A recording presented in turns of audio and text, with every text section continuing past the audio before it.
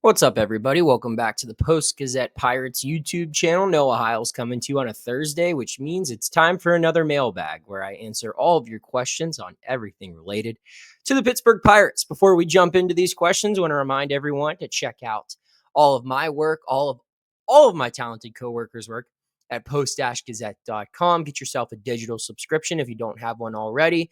We cover everything in town, from sports, news, politics, culture, art, entertainment, everything in the city, everything in the surrounding communities.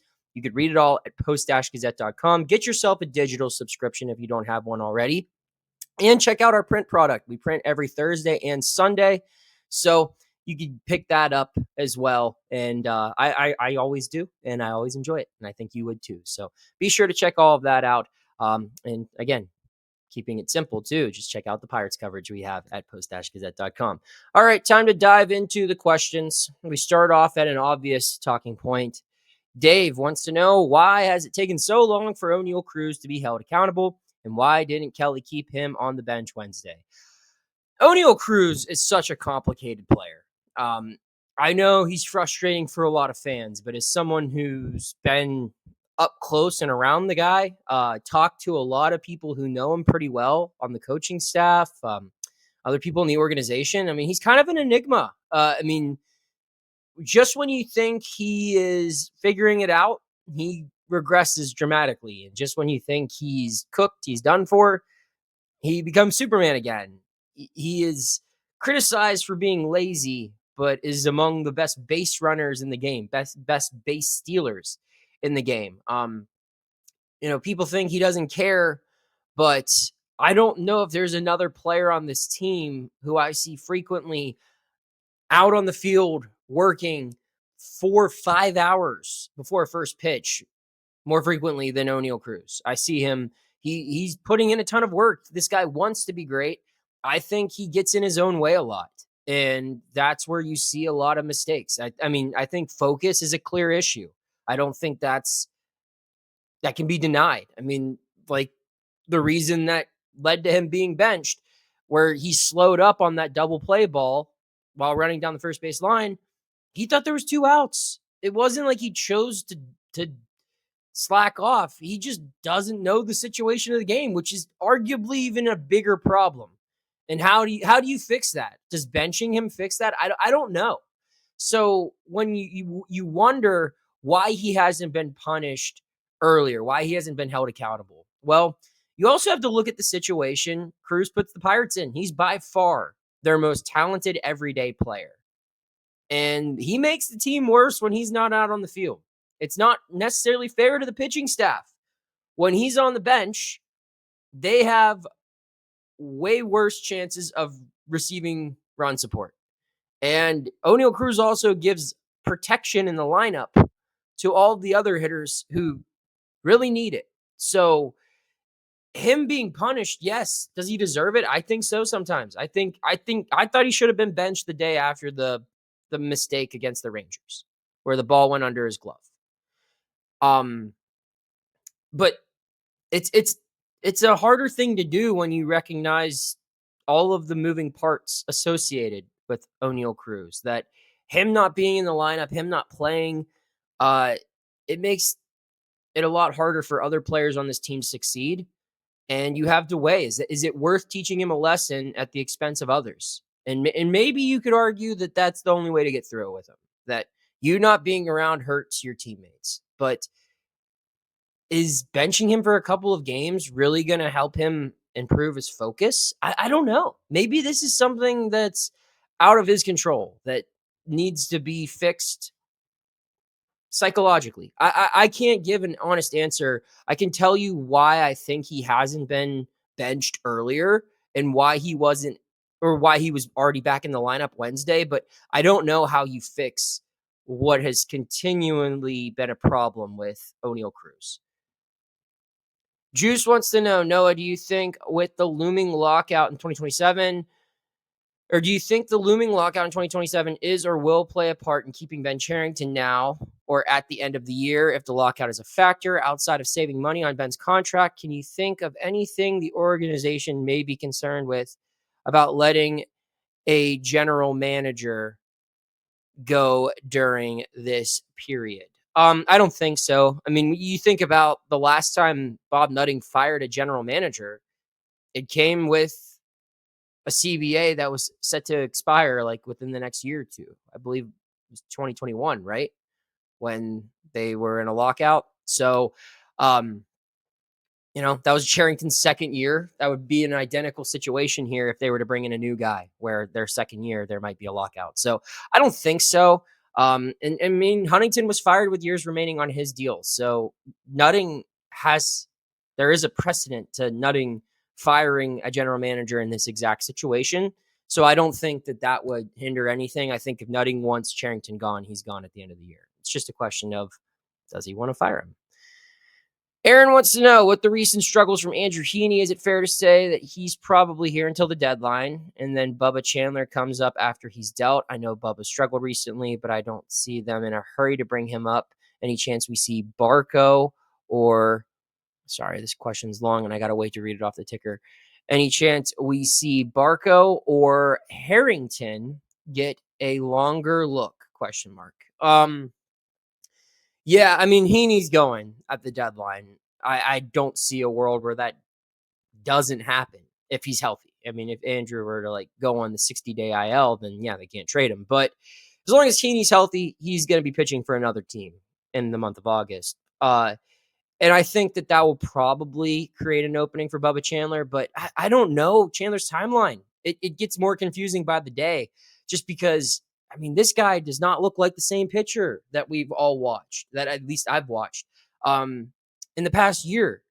This month has been crazy. And maybe part of it is them kind of keeping him down, not calling him up in May or June has kind of led him to have these command issues. But I don't remember it ever being this bad for Bubba Chandler, especially after he progressed to Double-A.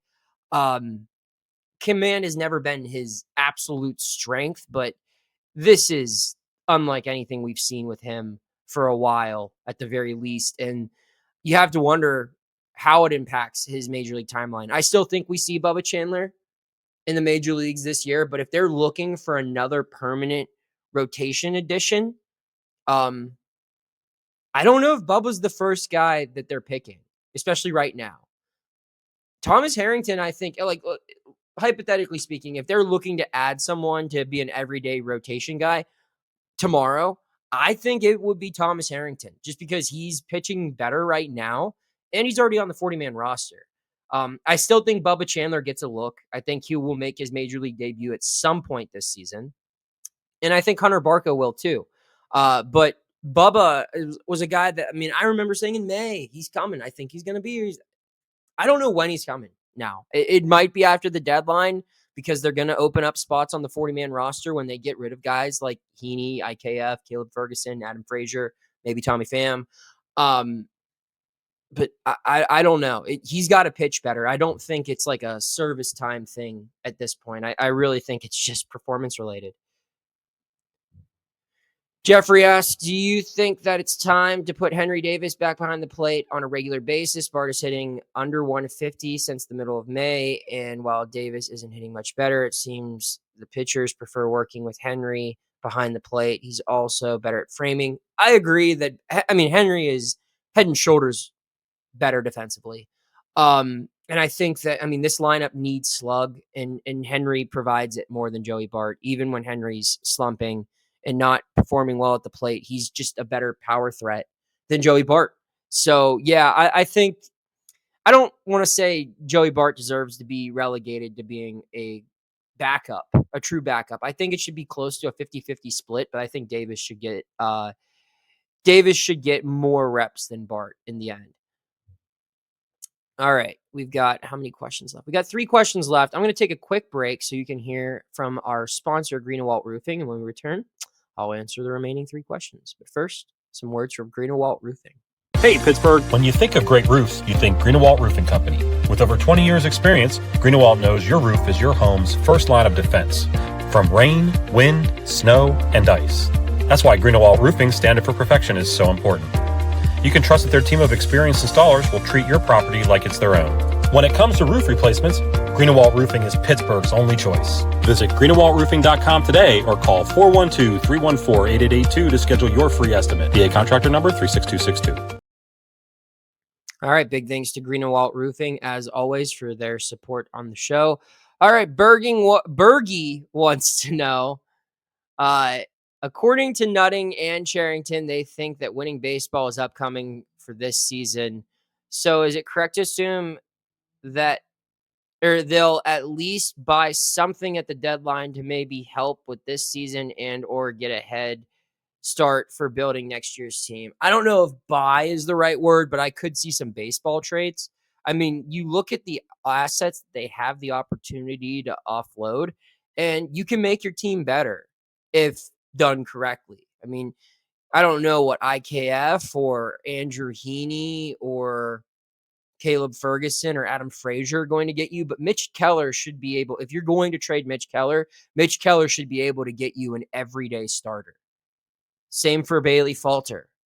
Dennis Santana, David Bednar. I mean, if you play the cards right, you might be able to get some really good value out of them too. It's a seller's market.